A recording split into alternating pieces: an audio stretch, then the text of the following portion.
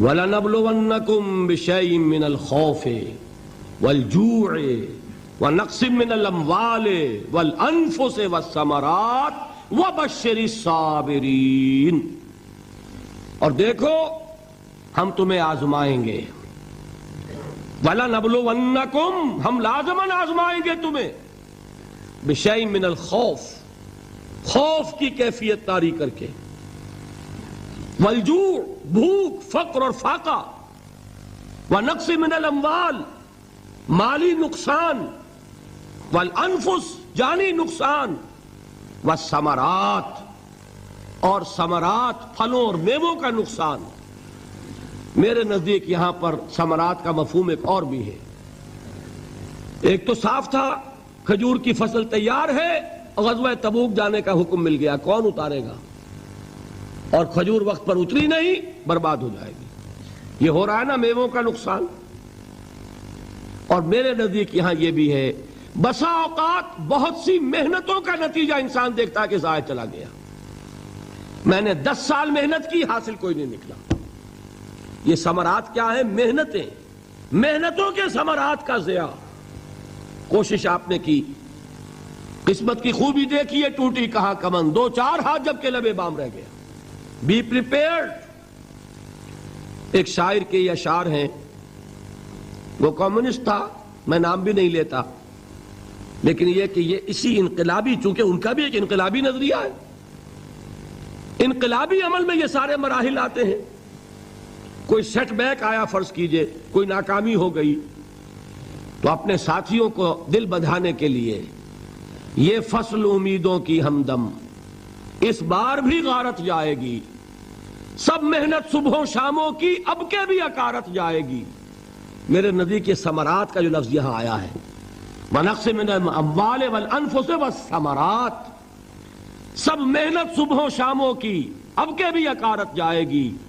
دھرتی کے کونوں کھدروں میں پھر اپنے لہو کی کھاد بھرو، پھر مٹی سینچو اشکوں سے، پھر اگلی رت کی فکر کرو، پھر اگلی رت کی فکر کرو، جب پھر ایک بار اجڑنا ہے۔ ایک فصل پکی تو بھر پایا، تب تک تو یہی کچھ کرنا ہے۔ ایک مقصد ہے سامنے، انقلاب برپا کرنا ہے۔ ایک کوشش ناکام ہو جائے کوئی پرواہ نہیں، نیکسٹ، پھر تیار رہو ناکامی کے لیے۔ ایسا نہ ہو جو انگریزی میں کہتے ہیں hope for the best but be prepared for the worst. ایسا نہ ہو کہ دوسری مرتبہ ناکام ہو کے بددل ہو جاؤ، تمہاری ہمتیں جواب دے جائیں۔ نہیں، پہلے سے تیار رہو کہ دوسری مرتبہ بھی ناکامی آئے تو آئے، لیکن جب تک کہ کامیابی حاصل نہیں ہوتی ہمیں یہ کام کیے چلے جانا ہے۔ دیکھیے سیرت میں آیا کہ نہیں یہ واقعہ؟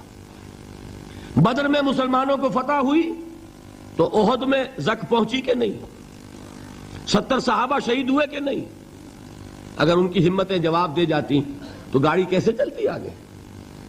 تو فرمایا وَلَنَبْلُوَنَّكُمْ بِشَيْءٍ مِّنَ الْخَوْفِ وَالْجُوعِ وَنَقْصٍ مِّنَ الْأَمْوَالِ وَالْأَنفُسِ وَالثَّمَرَاتِ، ہم تمہیں لازماً آزمائیں گے، خوف کی کیفیت سے، فقر و فاقے کی کیفیت سے، بھوک سے، جان کے نقصان سے، مال کے نقصان سے، محنتوں کے حاصل کے ضائع ہو جانے سے۔ وَبَشِّرِ الصَّابِرِينَ، اور اے نبی بشارت دیجئے صبر کرنے والوں کو۔ الَّذِينَ إِذَا أَصَابَتْهُمْ مُصِيبَةٌ، وہ کہ جب ان پر کوئی تکلیف آئے، کوئی مصیبت آئے، کوئی آزمائش آئے، قَالُوا إِنَّا لِلَّهِ وَإِنَّا إِلَيْهِ رَاجِعُونَ، وہ یہ کہیں کہ ہم اللہ ہی کے ہیں، اللہ ہی کی طرف لوٹ جانا ہے۔ یہ وہی انداز ہے جو میں نے فارسی کا شعر سنایا تھا آپ کو کہ سرے تسلیم خم ہے جو مزاج یار میں آئے۔ وہ ہمارا مولا ہے، ہمارا آقا ہے، اگر اسے یہی منظور ہے تو ہمیں بھی یہی منظور ہے۔ میں نے تسلیم و رضا کی بات کی تھی نا، آپ کو کچھ شعر سنائے تھے، ایک شعر اور سنیے، اور یہ کس کا ہے؟ محمد علی جوہر کا۔ ایک مرتبہ جیل گئے، ان کی ایک بیٹی جوان بیمار ہوئی، فوت ہو گئی،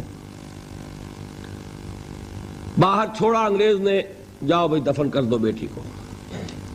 دوسری مرتبہ جیل گئے، دوسری جوان بیٹی اسی مرض میں مبتلا ہوئی، اب یہ جیل میں ہے، خبر پہنچی کہ دوسری بیٹی کے اوپر بھی اسی مرض کا حملہ ہوا ہے۔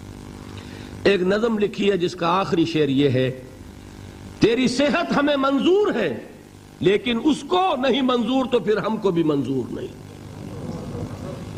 یہ ہے. جب تک یہ کیفیت نہ ہو اس میدان میں آدمی ثابت قدم نہیں رہ سکتا کہ میرے رب کو اگر یہ منظور ہے تو یہی مجھے منظور ہے. اور تیری صحت ہمیں چاہیے تو ضرور، لیکن ہمارے رب کو منظور نہیں تو ہمیں بھی منظور ہے. راضی برضائے رب. وبشر الصابرین الذین اذا اصابتهم مصیبۃ قالوا انا للہ وانا الیہ راجعون. نہ شود نصیب دشمن کے شود ہلاک تیغت، سر دوستہ سلامت کے تو خنجر آزمائی. اولئک علیہم صلوات من ربہم ورحمہ. یہی ہیں وہ لوگ جن پر ان کے رب کی طرف سے عنایتیں ہیں اور رحمتیں ہیں. وَأُولَٰئِكَ هُمُ الْمُهْتَدُونَ. اور یہی ہے وہ لوگ جو کامیاب ہونے والے ہیں، ہدایت پانے والے، ہدایت یافتہ.